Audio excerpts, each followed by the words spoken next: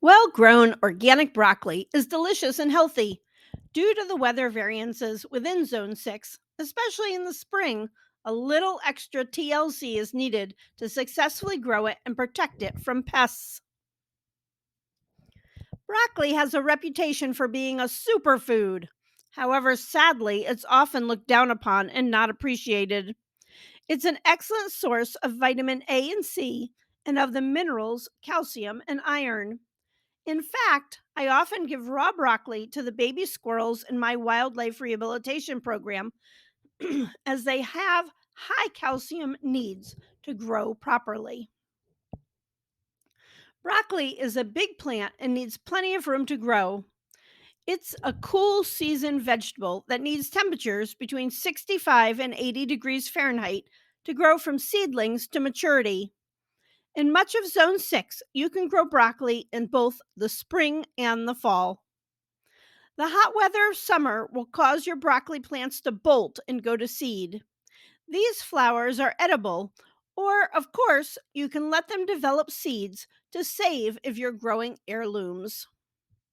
Most broccoli plants will make a single large head and then several small ones.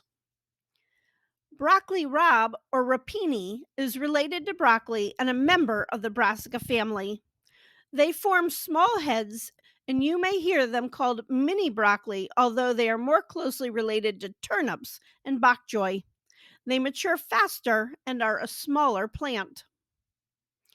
There are some unique ways to serve broccoli. Yep, broccoli coffee is a thing. I'm not a coffee drinker, so you can let me know in the comments if you have tried it. Broccoli sprouts are a great way to add broccoli taste and nutrition to dishes. Watch my sprouting video where I show you my process for growing them. A couple of my favorite varieties are DeChico, which makes several smaller heads, and Gypsy, which makes a larger head. You will need to pay attention to the days till maturity number when seeding broccoli. Some broccolis, such as DeChico, mature in only 45 days, while others, such as the fun purple peacock, take 80 days. The number of days till harvest needs to be considered, especially in the spring, so that you get several cuttings before hot weather. Honestly, I focus on planting shorter maturing varieties so that I give myself a little bit more flexibility. This is actually my fall setup with seedlings in a three-sided shed to keep them cool. Plant broccoli seeds 1/4 an inch deep in a good seed starting mix. Use a seed tray or biodegradable planting containers to start seeds. Keep the mix moist but not wet, and place them in a location that remains between 70 and 75 degrees Fahrenheit. I typically plant broccoli in size 48 trays. After seeds germinate, place the tray in a bright location but not in direct sunlight. Broccoli seeds will germinate in 7 to 14 days after planting. Start seeds indoors 6 to 8 weeks before the last predicted spring frost date and 6 to 8 weeks before the end of summer for a fall crop. I typically plant spring broccoli in the first week of March and fall broccoli in early August. Broccoli is a heavy feeder, which means it needs lots of nutrients. Grow broccoli in an area that has compost added. If possible, add 2 to 4 inches of compost where you want to dig brassicas and dig it into the soil in the fall. Broccoli has a pH requirement between 6 and 7. The broccoli seedlings will be 4 to 6 inches tall and ready to be transplanted into your garden or larger permanent container. Before transplanting, prepare garden soil by tilling or turning it to 12 inches deep and working in 4 inches of compost if you didn't do that in the fall. If transplanting seedlings into a container, use a container that is at least 12 inches deep and work compost into the potting soil. I get a lot of questions on self sufficiency in small spaces. Here's an example of a spring cool weather raised bed garden. This picture was taken on April 13th, a couple of years ago. So, this raised bed is 2 times 12 feet and 10 inches deep. It's filled with compost and biocomp and has hoops with garden fabric in case we get some chilly weather.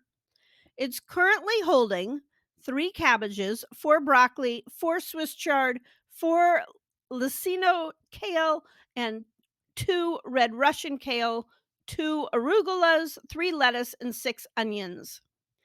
Because it was a pretty close knit group of plants, I did fertilize it every 2 weeks with fish emulsion. Enemy number one. This is the caterpillar form of the cabbage white or cabbage butterfly. They are part of a large family of white to pale yellow butterflies. The larvae feed on brassicas and love broccoli and cabbages. They can decimate a plant pretty quickly. Keep these pests from destroying your crop by inspecting the plants daily and hand picking off any visible pests. Your chickens will appreciate them as a treat. No chickens? Monterey Garden insect spray is my go to, and I have a link for it in the description. Here is the adult form, which is a nectar feeder. They lay their eggs on both wild and cultivated brassicas. Enemy number two is cutworms. Technically, they are caterpillars, not worms, and the larvae form of several species of moss. Cutworms get their names because they chew on the stem of young plants, often cutting it right off. They will hide out in the soil and under your mulch. Excuse me. Place collars around young plants to protect them. Toilet paper and paper towel cardboard tubes work well for this. Sprinkle used coffee grounds or eggshells around broccoli plants to create a circle of rough mulch that cutworms, snails, and slugs don't like to crawl over. Sluggo is a good organic deterrent. Enemy number three is downy mildew. Downy mildew affects many plants like these grapevines, but does have a thing for broccoli. It's caused by a fungal like omocyte called Haliopernospora parasitica. So now we know having a science degree means you can read the word but not pronounce the word. Anyway, downy mildew can affect the broccoli heads, making them inedible. I use neem oil to control it. Look at that pretty broccoli. Broccoli actually comes in several different colors. Purple broccoli has a bit of a nutty, peppery flavor. It will lose color when cooking, though. The broccoli on the right is called Romanesco broccoli or Roman cauliflower. It has that cool fractal dimension. Harvesting broccoli is easy peasy. You just cut off the heads. You encourage the growth of smaller side shoots this way.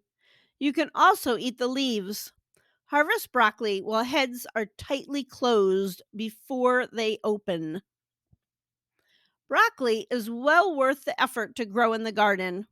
Not only is it nutritious, but there are many ways to prepare it. I have some good recipes on the website.